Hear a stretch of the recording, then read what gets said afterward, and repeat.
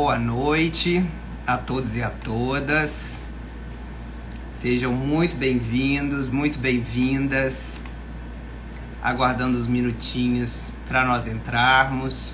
Esperar o professor Walter Capanema entrar. Colegas magistrados, magistradas, sejam bem-vindos, bem-vindas. Advogados, operadores do direito. É um prazer estar aqui com vocês hoje. Boa noite, Elizabeth. Seja bem-vinda. Para aqueles que não me conhecem, meu nome é Eric Scapim. Eu sou juiz aqui do Tribunal de Justiça do Rio de Janeiro, membro do FONAGE. E hoje nós vamos ter o prazer, o FONAGE vai ter o prazer de receber o Dr. Walter Capanema, advogado e professor também da Escola da Magistratura do Rio de Janeiro, para a gente tratar de um tema muito importante, um tema muito recorrente no âmbito dos juizados especiais cíveis, que é a questão relativa às fraudes, ao comércio eletrônico, à proteção de dados dos consumidores. Então, é um tema muito importante que Walter, com certeza, vai nos abrilhantar com os seus conhecimentos. Deixa eu chamar o Walter aqui.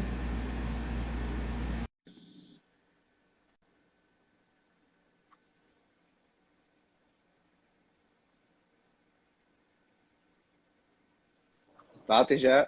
Oi! Boa noite, meu amigo, tudo bom? Seja Tudo bem? Tudo Que bem? honra! Eu até botei aqui um paletó para um evento assim tão chique, importante, altura do meu amigo. Imagina! Obrigado pelo convite aí. Imagina! O FONAGE está muito prazeroso em receber você aqui para nos abrilhantar com o seu conhecimento, que eu já sei que você tem, e agora vamos tornar aqui público no nosso Fórum Nacional dos Juizados Especiais. Então, seja muito bem-vindo. A gente agradece o convite. Obrigado. É uma honra.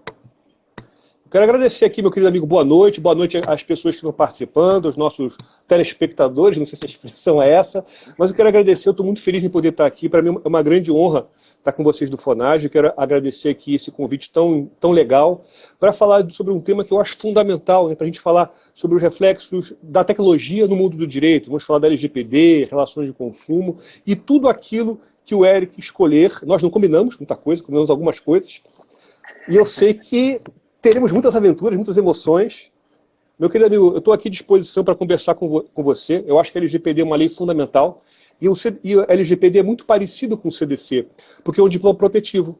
Enquanto o CDC protege o consumidor nas relações de consumo, a LGPD é uma proteção mais ampla. Protege a figura do titular em diversas relações, incluindo a relação de consumo, a relação com o Estado, relações civis.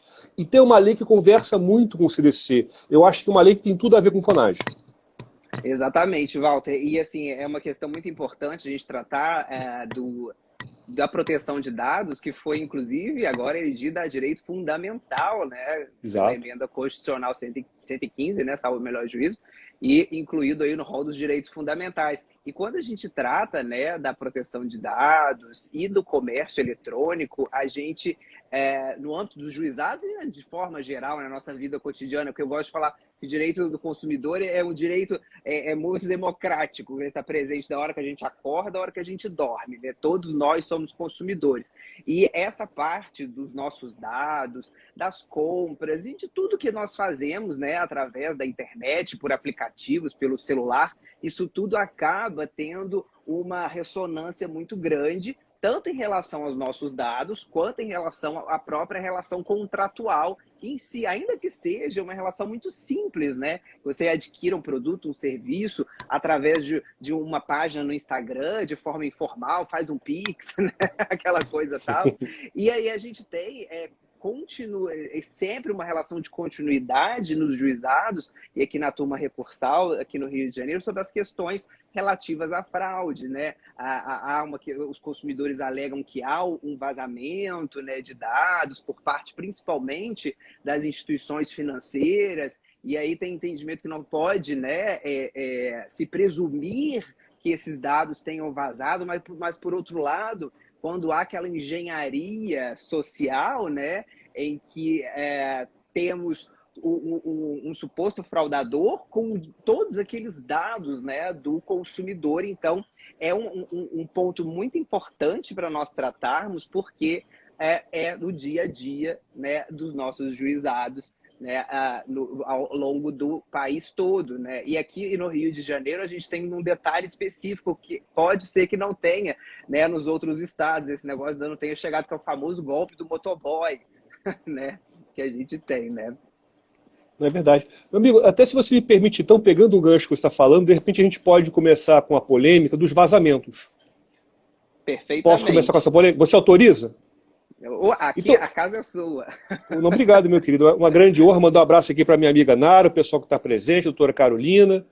E aí o que acontece? Pegando o gancho que você falou e fez essa reflexão muito interessante, veja que realmente os nossos dados são importantes, os nossos dados são fundamentais, e aí começa com o primeiro problema, o potencial que a análise dos nossos dados pode ter para uma conclusão. Tem um caso famoso, né, aquele caso do pai que descobriu que a filha estava grávida e ele não sabia. Né, a empresa, a loja... Você conhece essa história? Não conheço Eu essa dei um história. spoiler. Posso contar? Eu já dei, tudo bem, eu dei spoiler, desculpa, estraguei.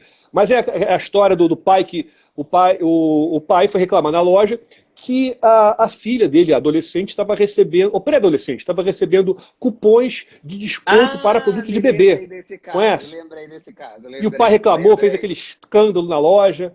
Na realidade, a filha dele realmente estava grávida, ele não sabia. Mas não houve uma coisa de espionagem, de câmera ligada. O que talvez seja mais assustador foi, com base no perfil de compra dela, foi possível inferir o estado de gravidez. E talvez isso seja o mais perigoso aí. O nosso comportamento enquanto consumidor, os nossos perfis, podem inferir questões da nossa alma, do nosso espírito. Ou seja, essas empresas têm muito poder. Elas podem tirar conclusões muito grandes da nossa vida e até nos manipular.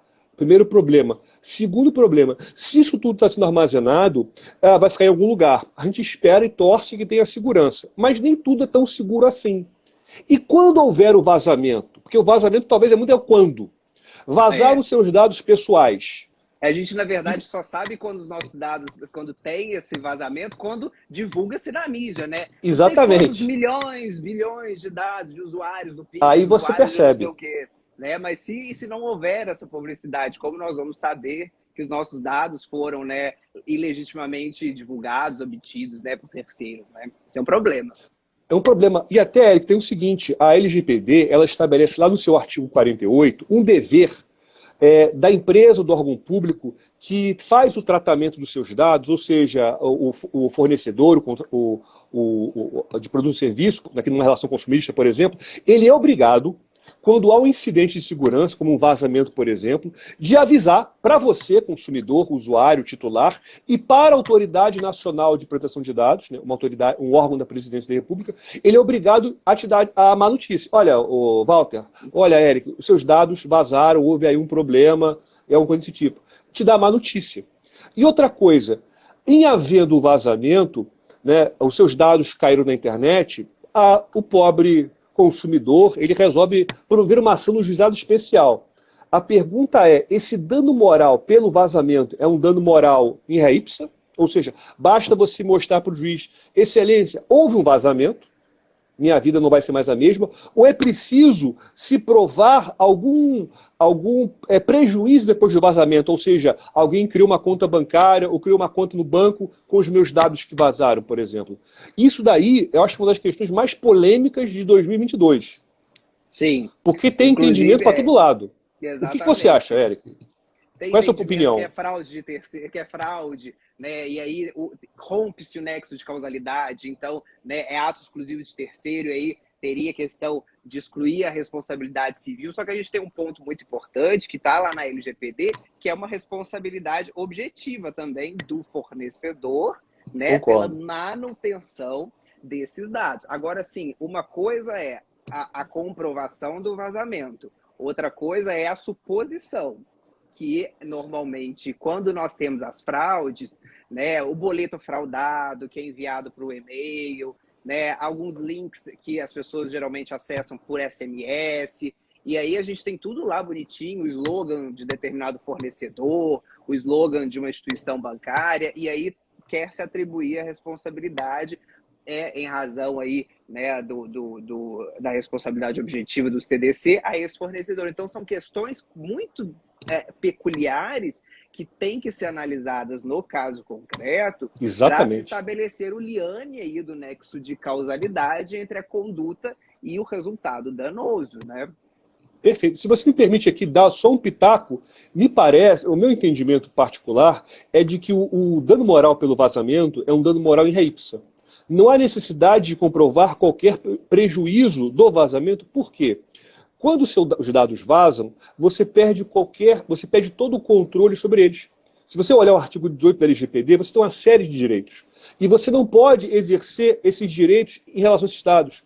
E foi mais ainda, talvez a principal norma da LGPD e que inspira tudo o que está acontecendo é o artigo 2º, inciso 2, que fala da autodeterminação informativa. Pela autodeterminação informativa, eu tenho controle sobre os meus dados. Se vazaram os dados, eu perco o controle. Então, o meu argumento é por aí. Tem alguns julgados em São Paulo, TJ de São Paulo, no sentido de exigir a comprovação do dano. Mas, com devido respeito, o meu entendimento é de que o dano moral é em re ipsa. Essa questão do dano é uma questão que, inclusive, gera Polêmica. debate nas próprias turmas recursal, né? E se, porque entende-se que essa questão, por exemplo, da comprovação do dano de uma conta bancária eventualmente feita indevidamente, uma linha telefônica, acaba resvalando no dano material, né? E não no dano moral em si. Né? Mas quando a gente não tem um abalo ao patrimônio, né, a gente pode ter um abalo à questão extrapatrimonial. Exatamente. Né? Então, é uma questão muito peculiar. Não dá para colocar, acho que tudo no mesmo saco e falar sempre vai ter, porque tem a questão da presunção, porque hoje, né, as pessoas têm uma criatividade muito grande para o mal, né? Infelizmente, se essa criatividade toda fosse para o bem, a gente seria uma outra sociedade, né?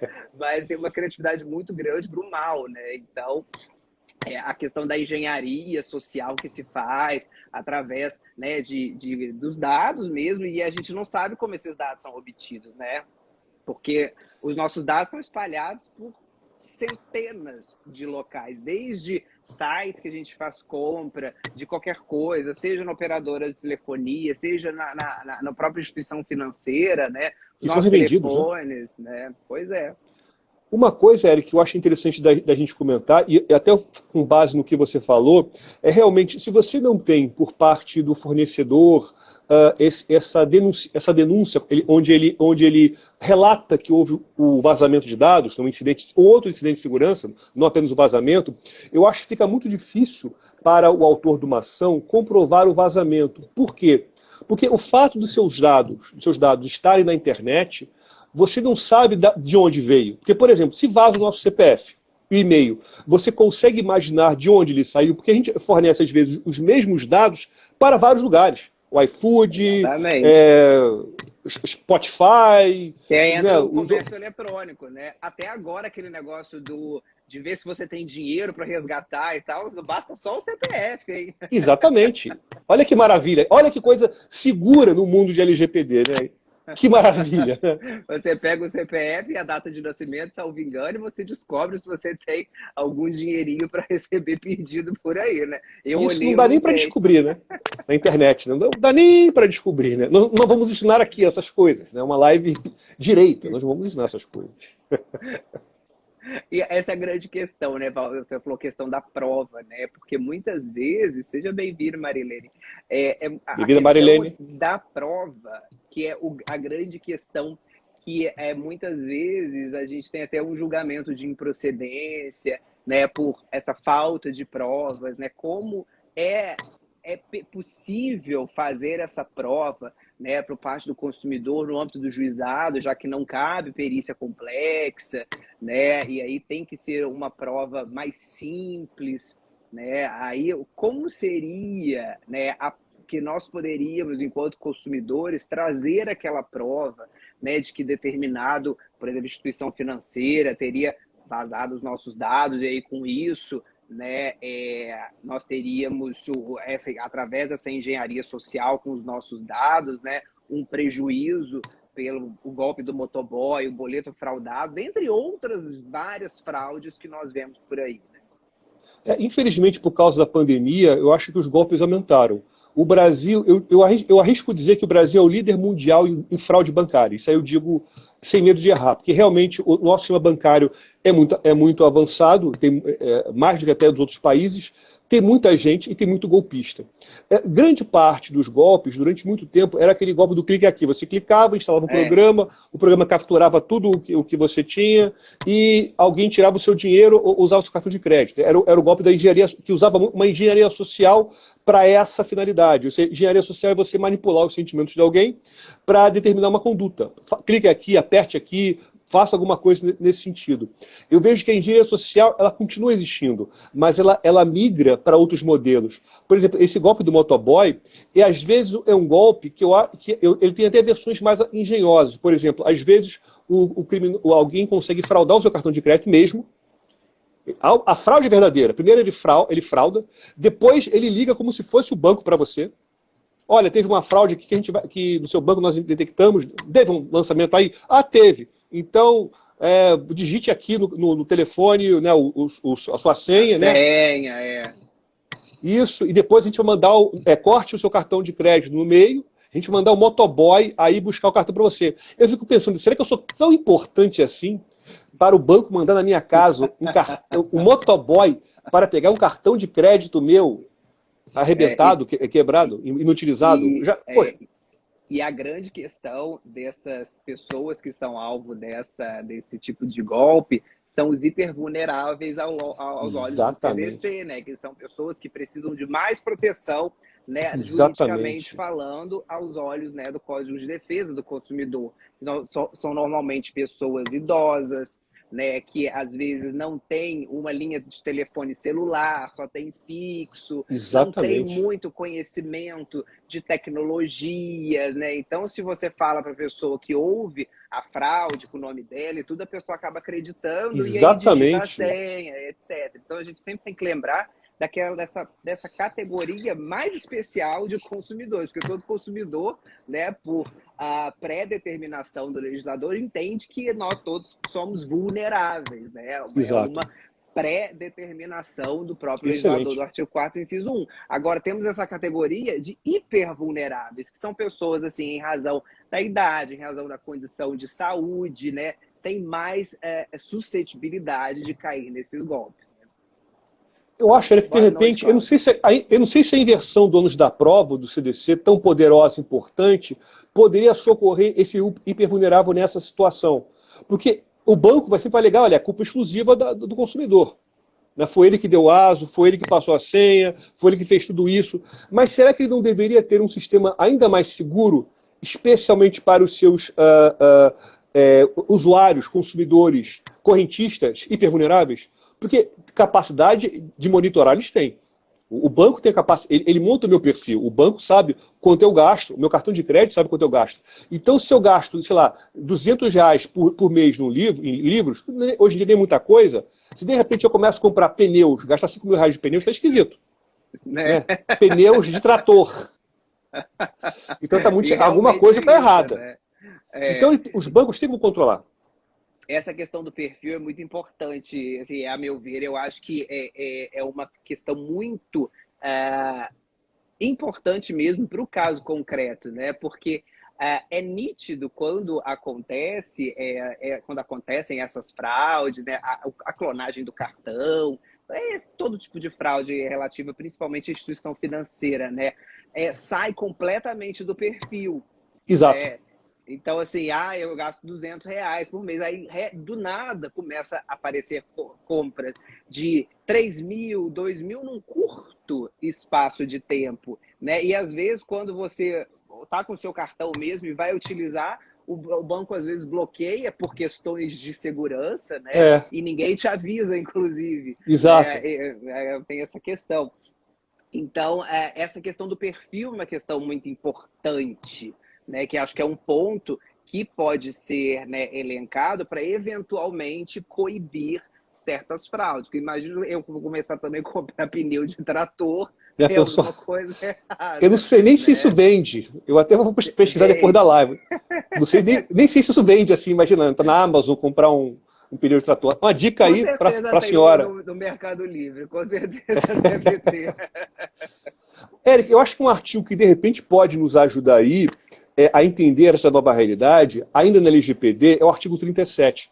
Porque o artigo 37, ele estabelece um dever para as figuras... Porque o LGPD, ele não fala em consumidor, ele usa as figuras titular, que é a gente, né, que Sim. nós somos os donos, o controlador, que é a empresa ou órgão do poder público que vai decidir como os nossos dados vão ser tratados, né? Vai definir qual é a finalidade, vai definir qual é o tipo de dado, e tem o operador. O operador é quem vai executar o tratamento. Então você pode ter, de repente, uma loja que vai ser o controlador, e a empresa de cartão de crédito pode ser o operador. O correio, né, a empresa de correio que vai entregar o transporte, vai ser o operador. Então você tem essa divisão. Na LGPD, você tem um dever no artigo 37, tanto do controlador quanto do operador, de manter o registro de todas as operações de tratamento. E essas operações de tratamento são justamente as operações das atividades envolvendo seus dados. Ou seja, ele precisa manter um registro histórico, ele precisa ter um accountability dos seus dados pessoais. E eu acho que isso serve, é mais um motivo para inverter o ônus da prova, não apenas nas questões consumeristas, mas fora do direito do consumidor. Porque lá na LGPD também, no artigo 42... 42, que fala da responsabilidade, né? Eu acho, Eric, não sei se eu acho o parágrafo segundo, que fala que pode ter inversão no ônus da prova. O primeiro Sim. é solidariedade. Então eu acho que você tem uma norma muito importante aí nesse sentido. O 37 pode, olha, empresa, você é obrigado a ter registro de tudo. Então você deve ter o registro dessas operações aí. Isso é muito importante. Não, é interessante, inclusive, até mesmo para você verificar a questão do próprio perfil e daquelas questões envolvendo marketplace, né? As próprias empresas que fazem intermediação de compra e venda. Citei aqui até, né, aquela muito famosa que todo mundo compra, né? E aí, geralmente, tem aquela questão que foge, que sai por exemplo, do Mercado Livre, né, onde tem a pessoa entra em contato diretamente por fora da plataforma. Isso. E aí o produto não chega, né? Ou então a pessoa que está vendendo não recebe o dinheiro, exato, não envia o produto, né? Porque sai da esfera, né? E aí, justamente, essas operadoras vêm falando, não, eu não tenho responsabilidade porque saiu da esfera, né, aqui da disputa que eles falam, né, dentre outras questões. E como vocês estão julgando, Eric? Como vocês estão julgando essa questão? Então, nós temos um colegiado um pouco Desculpa se eu fui desagradável com essa minha pergunta. Me perdoe. Eu perguntei como curiosidade mesmo. Quando a compra ela é feita através da plataforma e tudo, óbvio, não há dúvida da responsabilidade do fornecedor, né? Agora, quando se sai da esfera de comunicabilidade, a pessoa entra em contato diretamente, então prevalece na turma que aí é um ato exclusivo do consumidor, então estaria, né, excluída essa responsabilidade civil, porque rompe o nexo de causalidade. Só que isso é uma questão muito controvertida que envolve desde a análise de perfil, desde a questão de violabilidade e inviolabilidade dos dados. Então é uma questão muito polêmica que isso tem diversas composições. Sei que o Tribunal de Justiça mesmo entende de uma forma, as câmaras vêm decidindo de uma forma e as turmas recursais também decidem de outra. Então, assim, é uma questão bem controvertida. Bem polêmica, né? Desculpa, meu amigo, se eu fiz essa pergunta assim. Não, imagina. Eu estava querendo. É para aprender. Olha, eu concordo com esse entendimento que tem sido adotado por vocês, porque realmente faz sentido, porque você também não pode deixar. O seguinte, se a compra foi fora da plataforma, fora da segurança da plataforma, é complicado você também estabelecer algum tipo de responsabilidade aí. É um entendimento que eu acho bem interessante nesse sentido, né? E a questão do perfil. A gente trabalha com a presunção, aí você está presumindo que houve vazamento de dados, né? Então é complicado. Acontece muito uma fraude muito famosa também, que é a questão do boleto fraudado. Às vezes a pessoa ela tem um certo débito com alguma instituição financeira, enfim, às vezes tem um empréstimo e tal. E aí ela quer quitar antecipadamente esse empréstimo, e aí muitas vezes ela entra, acho que busca por um canal, né, de busca de site, enfim, entra num, sei lá, pague sua dívida aqui, quite aqui, não sei o quê. e tal, isso é direcionado por um WhatsApp, que normalmente tem a logo do... É como se fosse a fraude do cartão mesmo, pelo Exato. telefone. Tem a logo direitinho, aí o tratamento, né, nessa conversa de aplicativo de mensagem é idêntica, né, a como se fosse um atendimento bancário mesmo. O boleto é enviado, mas quando a gente faz o pagamento, a gente percebe que o beneficiário não é o banco. Então, às vezes, as pessoas não se atentam a isso, que o beneficiário não é aquela instituição financeira, é uma outra pessoa jurídica, ou muitas vezes uma pessoa física. Né? Exato. É um Então, a gente laranja. sempre tem... É um laranja, e às vezes o laranja nem sabe. Quando eu É atuava na verdade. vara criminal, a gente tinha isso, né? Enfim, a pessoa nem sabia que a Não conta dela estava sabia? sendo usada, não sabia, né? Enfim, abriam-se contas com o nome da pessoa, que, né, também acontece isso. Então, a gente tem essa questão dos boletos fraudados, e aí as pessoas querem, né, muitas vezes, imputar a responsabilidade da instituição financeira, mas às vezes a instituição financeira não estava nem sabendo desse boleto e tal, né? Isso acontece, inclusive, em varejistas, sites também de varejistas que vendem produtos e serviços, né? Perfeito. Eric, uma coisa que eu percebi nos últimos tempos, né, e por dar aula de direito digital, eu tenho que estar sempre acompanhando as novidades, eu vi que teve uma quantidade muito grande de fraudes envolvendo contas bancárias, no seguinte sentido, se pega dados pessoais das pessoas, dos indivíduos pela internet, e existem esses bancos mais modernos que eles pagam uma quantia por você abrir uma conta. Então, o que acontece? Eles te dão um valor, sei lá, 50, põe R$ 100 na sua conta se você abrir. Então, se cria aí um monte de contas com dados de terceiro e alguém está faturando com isso. Esses bancos, eles realmente não têm uma preocupação em quem está abrindo. Então, eles abrem digitalmente, olha, coloca lá o nome, CPF, data de nascimento, está valendo. Então, são bancos que não têm uma preocupação na atividade de certificação e criação de conta de um correntista. Então, Você esses bancos abre estão conta pelo digitais próprio aplicativo, né? pelo próprio aplicativo. Então, olha que problema que está tendo agora. E tem tido muito isso. Eu E posso trazer um outro esses problema? Você dias fala? tem um Pois não. problema também grande que começou agora, né? Que é a questão do, às vezes a pessoa vai receber uma entrega, alguma coisa, e a pessoa fala assim, eu preciso que você olhe aqui, alguma coisa assim, né? Na verdade, Ah, para sim, você receber e tal. E aí, quando na verdade a pessoa faz, é uma foto que é tirada da pessoa, né? E aí isso é utilizado para fazer um contrato de empréstimo e a pessoa não está nem sabendo que a exatamente. imagem dela está sendo... Porque os bancos têm feito isso, né? Para se Exato. precaver das fraudes, eles tiram foto da pessoa na hora de fazer a contratação. Então, até isso vem Sabe, sendo utilizado, né? foi bom você falar disso, Alex. Eu lembrei aqui agora, eu vi na televisão um dia esse golpe. O que acontece? O bandido, ele está lá com o aplicativo do banco aberto, na parte de autenticação. Só que ele tapa tudo. Ele tapa em cima da tela, você não vê, você só vê um pedacinho da câmera. E ele vira para o seu rosto, vai lá e coloca. Ou seja, ele está acessando na sua frente o site do banco e fazendo a criação do usuário com a sua foto.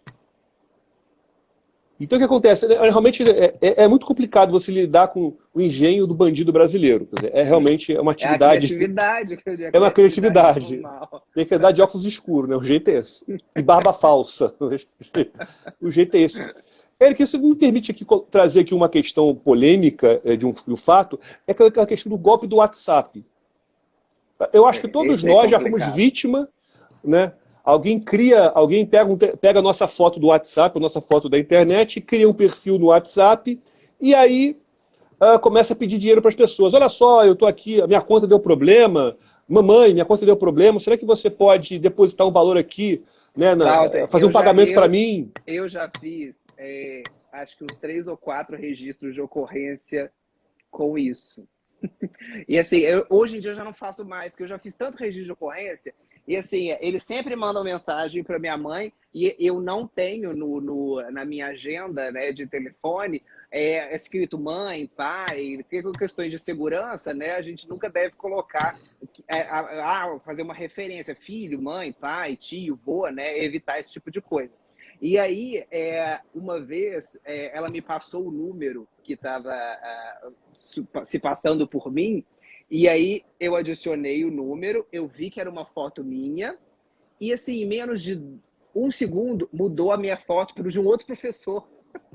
Então já ia utilizar para outro professor. Eu fiquei assim, que É um cara de especialista pau, em né? professores. Eu andou tendo um especialista em professores. O doutor Guilherme aqui, um abraço para ele, o golpista do Tinder não era brasileiro. Há controvérsia. Olha, não duvido que descubram que ele deve ter, sei lá, ele deve ter um avô brasileiro. Eu não duvido. Fez um Mas curso aqui com a galera aqui. é um curso, porque não é fácil não. Já aconteceu também comigo essa questão do golpe. Alguém criou também um perfil com o meu nome. Eu acho, Eric, que o que acontece é o seguinte. Uma vez eu dei uma aula para o pessoal do Ministério Público, eu acho que foi do Mato Grosso do Sul. E lá eles me contaram que tem várias plataformas que vendem dados pessoais. Então, por exemplo, eu entro lá, procuro a pessoa, eu posso não ter a foto dela, mas eu tenho toda a família dela. O pai, telefone, mãe, telefone. Então, às vezes, esses golpes já são direcionados. Ele pega a nossa foto da internet, às vezes a nossa foto do WhatsApp ela pode ser facilmente vista, né? E até é interessante você cancelar, você só deixar visível a sua foto do WhatsApp para quem é teu amigo. Às vezes a nossa foto está aberta para todo mundo. A pessoa pega a nossa foto do WhatsApp, já sabe quem são os nossos parentes e manda e vai fazendo golpe. Eu acho que tem essa combinação também. Não duvido. Dá mais trabalho, mas é mais possível. Tem de tudo, né? E, inclusive, a questão do WhatsApp, a gente tem aquela que as pessoas pegam, né? Vão fazer aquela questão de verificação, né? Por isso que a verificação de 2 etapas é muito importante, né? Aí manda aquele link, o senhor pode clicar no link que vai aparecer e digitar e me falar o código que apareceu. Exatamente. E a pessoa passa o código e aí a pessoa nem clona, ela pega, ela furta o WhatsApp da pessoa, né? Exatamente. Eric, tem umas plataformas de venda que são incríveis. Você vai anunciar o seu produto lá na plataforma, a venda de um carro. Olha, 30 segundos depois que você fez o anúncio, alguém vai estar te ligando com alguma coisa louca. Olha só, Eric, olha só, você vai receber um convite para um evento maravilhoso, um passeio incrível, a gente vai mandar um convite para você. Mas para você confirmar, vai mandar um código aí para você. Olha o código aí. Aí você vê um SMS, realmente tem um código. Aí você passa o SMS e acontece exatamente o que você falou. Veja, Eric, é uma outra aplicação da engenharia social. Se cria uma história para te fazer entregar um dado verdadeiro. Então, eu diria que grande parte desses golpes envolve engenharia social. E aí, como que é a questão do aplicativo de mensagens? Você acha que há responsabilidade civil do aplicativo de mensagens? Porque, às vezes, as pessoas entram com ações contra os aplicativos, né? Olha, WhatsApp, boa pergunta. Agora Facebook, você me devolveu. Na verdade. Você foi vingativo e me devolveu a polêmica. Você é vingativo. Aqui o nosso bate-papo é para isso, é pra gente trocar figurinhas. Maravilha. Olha só, Eric, o que eu vejo? Eu vejo da seguinte maneira. O Meta, que é o dono do Facebook, ele tem 3 grandes aplicativos. O Facebook, o Instagram e o WhatsApp. O procedimento de criação de um usuário, em cada um deles, ele vai do mais seguro ao mais inseguro. Para eu criar um perfil no Facebook, é um monte de coisa. Eu tenho que colocar o meu nome, meu negócio, eu tenho que colocar meu telefone, aí confirma-se tudo. Então no Facebook e no Instagram é mais seguro. Enquanto que no WhatsApp não há qualquer tipo de segurança. Se eu conseguir, de alguma maneira, clonar a linha telefônica de uma pessoa, e essa pessoa não tiver a autenticação de 2 etapas, eu consigo ter acesso a tudo dela. Então o que acontece? O procedimento de autenticação de usuário do WhatsApp é muito inseguro. Então eu vejo que, de alguma maneira, o WhatsApp deve ser responsável por essas questões. Porque o que acontece? Ele permite que alguém se faça passar por um amigo, por um parente meu, vir interagir comigo. Ou seja, a responsabilidade dele é por permitir a interação com contas e perfis inseguros e falsos. Eu acho que eu iria por aí. Eu acho que talvez fosse muito oneroso colocar no Facebook, WhatsApp, a responsabilidade pelo golpe. Eu não acho que ele deva responder nas mesmas bases do golpe. Ou seja, se eu passei para o criminoso 20 mil reais, eu não acho que a condenação do Facebook Meta seja em 20 mil reais. Eu acho que deveria ter algum tipo de dano moral, mas deveria ter um dano moral por ele ter um sistema inseguro. Mas aí, como, Walter, por exemplo, poderia haver essa proteção, né, por parte do WhatsApp, do Facebook, do Meta, no caso, né? Eu vejo que deveria exigir a criação de um perfil com login e senha, confirmação com e-mail. Eu acho que seria muito mais seguro. Porque, na realidade, para você usar o WhatsApp, você não precisa, basicamente, fazer qualquer tipo de cadastro. É só ter não tem número cadastro de telefone. É ser autônomo e confirmar. Então, vejo, por ele ter um procedimento inseguro, eu acho que deve responder por isso. Por isso. Né? Eu acho que violaria aí o artigo 46 da LGPD, afinal de contas, ele coloca para a gente uma situação de insegurança. Eu acho que por aí. Eu também tenho certa resistência daquele negócio de querer botar sempre a responsabilidade nas empresas. Tudo. Eu acho que realmente tem vezes que as pessoas realmente fazem bobagem. E não é porque elas fazem grandes bobagens. Mas eu estou aqui pensando. É o mais famoso. O clique aqui porque está sendo traído. Esse golpe é de 2002. Se você caiu desse golpe, desculpa, mas você está um pouco atrasado. Mas o que eu vejo aqui, Eric, é o seguinte: esses sistemas não são bem autenticados, não tem um processo de autenticação segura. Entendi.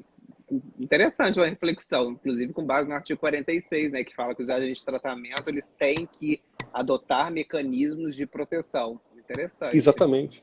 E o 46, Eric, ele talvez seja um artigo que estabelece um dever para muito mais gente. Ele acho que ele fala os agentes de tratamento e todos aqueles que intervierem. Acho que tem uma coisa desse sentido. E todos que forem intervenientes. Ele coloca muito mais gente nessa relação jurídica de segurança. Eu até entendo que algumas empresas digam assim, olha, Walter, de repente o que você está falando é colocar uma segurança ilimitada, abusiva, inalcançável. Eu entendo que não é assim. Eu entendo que a segurança, especialmente a segurança de dados, é um dever, é uma obrigação de meio, não de resultado. O banco não pode chegar, olha, eu vou evitar todos os golpes do mundo que acontecerem com a sua conta, porque eu sou um banco poderoso e tenho fé em vários santos. Não sei se tem um santo padroeiro da segurança, mas eu acredito no santo. Não existe isso. O que você pode comprometer, o que os controladores e operadores podem se comprometer é o seguinte: nós vamos empreender todos os esforços possíveis no atual estado da técnica e da arte para mitigar os riscos dos seus dados. Interessante. Achei interessante essa posição. Eu falei que é polemizar. Inclusive, você devia apresentar um artigo sobre isso no Fornage, que nós vamos ter, já fazendo spoiler aqui, de 18 a 20 de maio, no Rio de Janeiro. E aí nós vamos ter trabalhos acadêmicos, né? Inclusive, quem quiser apresentar trabalhos, né, será muito bem-vindo. Inclusive, escrever um artigo sobre isso para ser votado lá na... Vai ser um prazer, vai ser um prazer. Eu acho que depois nunca mais vão me convidar, mas por ser polêmico. Mas aqui, Eric, eu estou aqui são brincando. Questões que surgem, né? A questão é polêmica, são questões que surgem, que nós nos deparamos com ela no dia a dia. A Daniela aqui já não concorda muito com a tua posição. Não concordo. Entendeu? Então, assim, nós temos questões novas, porque é aquela coisa, a lei, ela nunca evolui na mesma velocidade que o fato social, né? Exato. Quando a lei, o fato social acontece, a lei já está extremamente atrasada. Então, e essa engenharia tecnológica, né, a lei realmente não tem condições de acompanhar. E aí, nesses pontos, né, a gente precisa se socorrer, muitas vezes, né, da toda aquela parte principiológica do Código de Defesa do Consumidor, que as pessoas falam, o CDC não tem norma específica, não tem... Só que a gente tem um arcabouço jurídico muito importante e muito protetivo que pode ser utilizado não só em relação ao CDC, mas, por exemplo, a própria LINDB e a LGPD, né, que trazem um complexo jurídico, né, de proteção, no caso aí, aos consumidores. As picaretas têm doutorado. Pois é, a gente tem que ir atrás desse doutorado. Exatamente. Para ficar mais esperto que essa galera. Eric, eu vejo, inclusive, a LGPD, eu acho uma lei tão importante, porque a LGPD, por ser uma lei geral, ela sabe que existem leis setoriais de proteção de dados. E você pode encaixar o CDC, a lei do cadastro positivo, o Marco Civil, aquela lei complementar dos bancos, que eu sempre esqueço, 101, 103, eu estou ficando velho, eu sempre esqueço. Então, por ser lei geral, eu vejo ainda uma outra maneira. Eu vejo que quando você está diante de uma violação dos dados pessoais do indivíduo, você não vai aplicar a lei mais especial ou a lei geral. Eu entendo que você deve aplicar, no caso concreto, a lei que for mais protetiva ao titular. Isso eu acho muito inspiração do direito de trabalho. O direito de trabalho tem isso. Então você tem, às vezes, convenção coletiva, acordo coletivo, lei, aquelas leis, aquele monte de lei trabalhista, lei especial. Você vai aplicar no caso concreto, não aquilo que tem maior hierarquia, mas aquilo que for mais protetivo. Então eu acho que essa Sim. ideia a gente pode. Porque talvez a LGPD, num caso envolvendo o consumidor, seja mais protetiva do que o CDC. Não, e o próprio decreto 7962, salvo engano, 7962, que é o que trata do comércio eletrônico, né? Ele Uhum. justamente, porque as pessoas esquecem muito desse decreto, né? Ele visa Exato. regulamentar o CDC, mas ele traz esse decreto, uma regulamentação muito importante em relação aos dados, às informações que tem que constar, né, em tudo do comércio eletrônico, das pessoas que Exatamente. fazem desde, né, Bem lembrado, bem lembrado. o e-commerce, né, o tão famoso e-commerce, né? Não, você lembrou muito bem, o decreto 7962 é muito importante, né? Porque ele estabelece Se bem que eu acho, Eric, que ele está um pouquinho fora de moda, porque ele fala de compra coletiva, acho que também, né?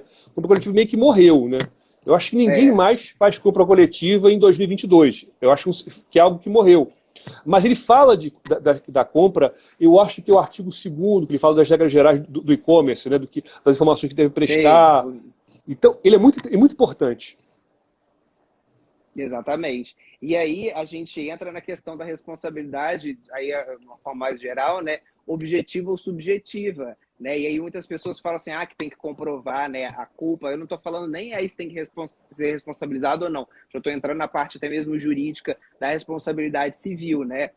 E aí, seja pelo CDC, seja pela LGPD, o elemento, né, subjetivo, culpa, né, em sentido amplo, né, envolve o dólar, culpa em sentido estrito, é um elemento que não é necessário, Exato. porque a responsabilidade, né, civil nesses casos, do CDC, da LGPD principalmente, é uma responsabilidade objetiva, desprovida da necessidade de comprovar o elemento subjetivo. E ainda muitas vezes eu vejo nos processos essa discussão, está comprovada a culpa, mas não precisa de culpa. Né? A gente precisa ter uma conduta, né? Um nexo de causalidade e um dano. Né? É por isso. E eu acho, Eric, também uma questão que tem sido muito polêmica aqui quando a gente fala de LGPD é se a responsabilidade é objetiva ou subjetiva. Eu fiquei feliz que você já falou de pronto que é objetiva. Que bom que nós concordamos. Eu também acho que é Mas aí a objetiva. lei fala isso, já. A lei fala, não tô A nem lei falando realmente de não fala nada em entendimento. culpa. Então eu sigo o relator. Você falou, não vou nem discutir mais esse assunto.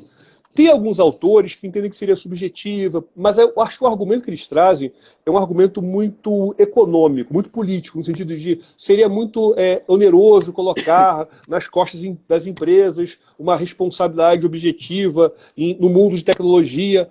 Mas eu acho que isso não é argumento jurídico.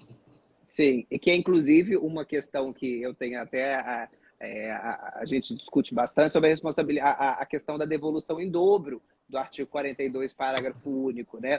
Porque tem decisões do STJ, a questão, né, o tema 919 voltou para julgamento, o STJ vai analisar essa questão de novo, inclusive está, né, para ser julgado em recurso repetitivo, mas a gente tem a discussão sobre a necessidade de comprovação de má-fé ou não. E isso é uma questão que eu, particularmente, como consumidor, fico um pouco assim, juridicamente não muito contente, porque a responsabilidade ela é objetiva. Então, se a responsabilidade em si ela é objetiva, não faz muito sentido subjetivar o dever secundário de responsabilização. Se basta que se prove uma conduta, um nexo causal e um dano, o ressarcimento desse dano não tem que ter um elemento subjetivo como temos lá no Código Civil, porque o 940 do Código Civil, né, ele trata de relação jurídica civil entre partes que estão num sentido, né, equânime, equivalência Sim, de partes. No CDC, por isso que no 940 fala assim má-fé, porque aí eu já exato. tenho, né, eu nem comparo com você, se você é um fornecedor, eu sou consumidor, mas se eu estivesse lidando com outro Eric no mesmo patamar, entendeu? Então, aí eu teria comprovação de má-fé. Se eu estiver lidando com você, eu não preciso comprovar má-fé nenhuma, porque eu, coitadinho de mim, não tenho conhecimento nenhum e tecnologia igual você tem.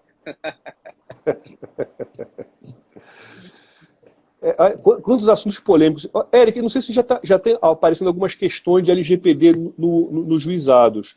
Eu acho que eu vou começar a pipocar, sabia?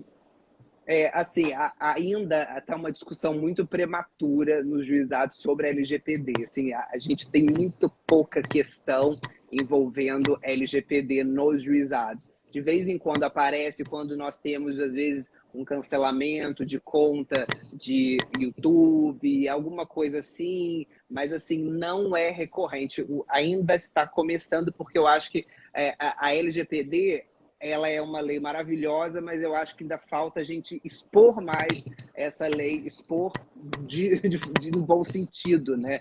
Porque é uma lei que traz muitos direitos e questões como a responsabilidade objetiva, que às vezes as pessoas desconhecem, né? É verdade. Uma das questões, Eric, que eu acho que vai dar muito pano para manga é aquela questão da revisão automatizada. Né? No artigo 20 da LGPD, tem um direito para o titular de, a partir do momento que um programa de computador ele pega os dados pessoais dele e Uhum. apresenta um resultado que é prejudicial, esse titular ele tem o direito de revisão, solicitar uma revisão. Isso é interessante porque, às vezes, esse dano não é muito palpável. Sim. Porque às vezes é o seguinte, às vezes o dano, você só descobre que há um dano quando você faz uma comparação. Né? Aquele famoso É. caso lá nos Estados Unidos, né? Que o marido, A própria vários maridos, negativação. esposos. Negativação. Você vai fazer uma compra e você só descobre que o teu nome está negativado porque a compra foi rejeitada, né? Exatamente. Então tem essas questões, às vezes, e tem muita aquela questão também que está virando na moda do racismo algorítmico, né? De você ter programas de computador que, quando vão decidir, levando em consideração critérios raciais, acabam prejudicando pessoas em detrimento de outras, né? Acho que o grande problema é o seguinte: como você vai avaliar esse preconceito? Será que é tão somente um critério comparativo é o suficiente? E Será aí que a nós gente vai temos ter que uma analisar o discussão muito código-fonte? grande. É muito grande. É Porque aquela muito coisa grande. do código-fonte, né? Tudo bem que não vai ser em caso de juizado, mas imagina analisar o É, código-fonte de um programa de computador. Não tem como. É pois é. E inviável. aí, isso aí até extrapola o juizado e até na vara civil vai ser uma questão bem difícil de ser analisada, né? Sei que vai Isso fazer está todas fala as pura. perícias. Deus me livre. Deus me livre. E Você vai olha ser o só, Eric, perito mais feio Deus me amado do livre. Brasil. Olha, eu não desejo isso para o meu maior inimigo. Porque o programa de computador, Eric, deve ter alguns milhões de linhas. E o programa de computador é feito por um monte de gente. Você tem. E é feito em vários programas. Você tem um que fala em português, um que fala em inglês, outro que fala em árabe, outro que fala em espanhol. E o programa é feito de um monte de coisa assim. Então, um perito não vai ser capaz de analisar tudo. Então, eu vejo que as perícias, se forem deferidas, elas vão ser tecnicamente inviáveis. E eu vejo, Eric, que as empresas elas vão lutar o máximo possível para não exibir seu código-fonte. Porque o código-fonte de um programa é a receita de bolo. Se isso se isso fica num processo, ainda que o processo seja de justiça, qual é o sigilo que essas empresas vão ter? Isso é muito. Aqui no Rio, no TRT, tem uma questão sobre essa do Uber. A parte autora pediu acesso ao algoritmo do Uber, né, do código-fonte, o juiz deferiu, chegou até o TST, o TST entendeu que não era necessário. É uma questão importante e uma questão polêmica, né? Porque você Polêmica. vai botar isso, né, no processo, e ainda que seja segredo de justiça, é complicado, né? Porque aí a gente não vai se envolver só a questão do consumidor, a questão da relação jurídica ali travada, mas até muitas vezes uma questão empresarial, de patente, de proteção, Isso. né? Principalmente. E Excelente. até desloca a competência, muitas vezes, mas tratando de justiça estadual, né, para a própria vara empresarial, dependendo do caso, né? No caso do Rio de Janeiro, né? Não é verdade? Muito bem lembrado isso. Então, olha quanta coisa polêmica a LGPD está nos trazendo aí, né? E logo em ano de Copa, né? LGPD, ano de Copa. Exatamente. Muita coisa, né? E o próximo Fonage, né? E aí eu vou já tá te fazendo o convite, Walter, para você, né? É uma honra. Participar conosco Estarei lá. né? O Fonage no Rio de Janeiro, do dia 18 ao dia 20 de maio. Já estou dando spoiler aqui, né? O save the date para a galera já se Estarei programar para estar conosco aqui no Rio de Janeiro, ainda que seja virtualmente, que o evento vai ser híbrido. Né? Walter, palavras finais sobre os nossos detalhes, os nossos questionamentos de hoje, que foram muitas, as nossas polêmicas, já te agradecendo pela participação. Meu querido, quero agradecer aqui esse convite tão honroso, fico muito feliz, é um prazer reencontrá-lo e aprender com você, fico muito feliz com a sua generosidade, com a sua gentileza. Eu quero agradecer vocês que participaram aqui com a gente e falar que a LGPD é uma lei incrível. Eu acho importante a gente estudar, sejamos advogados, promotores, juízes, defensores. Acho fundamental conhecer a LGPD, porque é uma lei que ela prepara a nossa cidadania para essa era digital que nós estamos vivendo, né? Essa era dos algoritmos, e eu acho que o mundo tecnológico nos deixa hipervulneráveis. Nós cada vez menos sabemos o que esses aparelhinhos aqui fazem. Né? Eu não sei se ele está gravando, eu não sei o que ele está fazendo, mas eu acho que a gente não pode perder a esperança e a gente tem que estudar LGPD. Então, Alexa. A minha palavra final... Alexa, olha, já ligou aqui, ó. Você falou, já ligou aqui, ó. Cuidado. Érico, eu quero agradecer aqui o carinho, a atenção de vocês. Gente, beba água, faça backup e não clique nos links. Essa é a mensagem final que eu deixo para vocês. Walter, muito obrigado. Quero te obrigado, agradecer querido. Um prazer. Tá? Foi um prazer, é sempre um prazer, né, fazer essa troca de experiências contigo. Eu sempre aprendo muito. Então, em nome aqui do Fórum, né, em nome de todos, nosso presidente, eu queria agradecer a sua participação e ter aceitado o convite de estar aqui com a gente, tá? Obrigado, querido. É um prazer. Logo mais. Combinado. Abraço. Obrigado. Boa noite, Walter. Valeu, um abraço. Boa noite.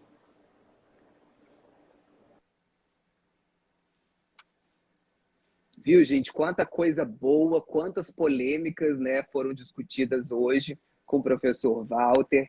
Né? Eu queria agradecer a todos e a todas pela presença aqui nesse nosso bate-papo, nessa conversa sobre questões muito importantes que vão e entram sempre nos juizados especiais. Né? Então, meu agradecimento. Muito obrigado a todos e a todas. Uma ótima noite. E fiquem ligados aqui no Instagram do Fonage, porque vamos sempre tendo novidades. Uma boa noite a todos e a todas. Tchau, tchau.